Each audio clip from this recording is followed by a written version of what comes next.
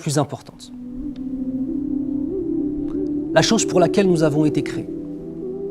Et à l'inverse, la pire chose que l'on puisse faire. La chose la plus importante est représentée par une sourate que vous connaissez tous et toutes, mes frères, qui est Bismillahir-Rahmanir-Rahim, Qul huwa Allahu ahad. Dit Allah est l'unique. Cette sourate, on l'appelle Souratul Ikhlas. La sourate de Al-Ikhlas. Dans Ikhlas, on a deux notions. L'unicité absolue d'Allah Azza wa Jal et d'autre part la sincérité de l'adorateur. C'est deux dimensions qui doivent être forcément ensemble. Ce n'est pas que la sincérité, c'est la sincérité et l'unicité absolue d'Allah. Et on a l'inverse, ce qu'on appelle en arabe al-shirk, que l'on traduira notamment en français par le polythéisme. Nous allons voir la gravité de cela. Et nous allons comprendre que c'est comme si nous avions une foi qui est en bois, avec une maison de bois, et que le shirk, le polythéisme, c'est du feu. Et que tu auras beau faire des étages et des étages et des étages sur ta maison, si le feu la touche, il pourra la détruire complètement et ne laisser que des cendres, qu'Allah nous préserve, ya Rabbal Alamin. Allah Azza wa Jal nous dit « Inna Allah la yaghfiru an yushraka bih » Certes, alors c'est la certitude, inna, et c'est Allah qui parle lui-même, dans le sens, certes, Allah Azza wa Jal ne pardonne pas qu'on lui donne des associés, qu'on fasse œuvre de shirk, de polythéisme. Donc c'est quoi le polythéisme? Il va falloir qu'on réponde à cette question-là, d'accord?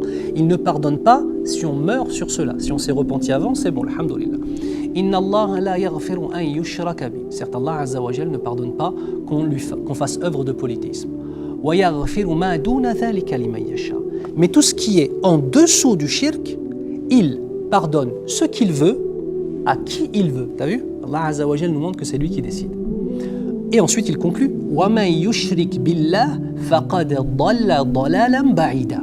Et quant à celui ou celle qui fait œuvre de polythéisme, il s'est égaré d'un égarement extrêmement loin de la vérité. C'est une menace qu'Allah Azza wa Jal.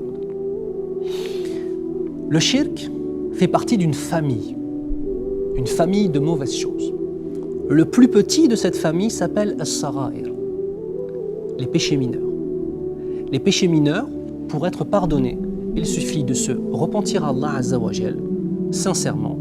Et on a même certaines actions qui vont automatiquement effacer ces péchés mineurs sans même pouvoir les compter. Le Jumu'ah au Jumu'ah, quand tu fais le Jumu'ah entre 2 semaines, entre le Jumu'ah et celui de la semaine d'après, eh bien les péchés mineurs sont pardonnés si tu as été sincère.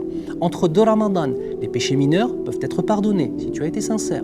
Entre la Umrah à une autre Umrah, les péchés mineurs peuvent être pardonnés si tu as été sincère. Ensuite, on a Al-Kaba'ir, les péchés majeurs. Ceux-là, il faut absolument un repentir avant sa mort, incha'Allah ta'ala. Sinon, Allah pourra te pardonner ou pourra te châtier.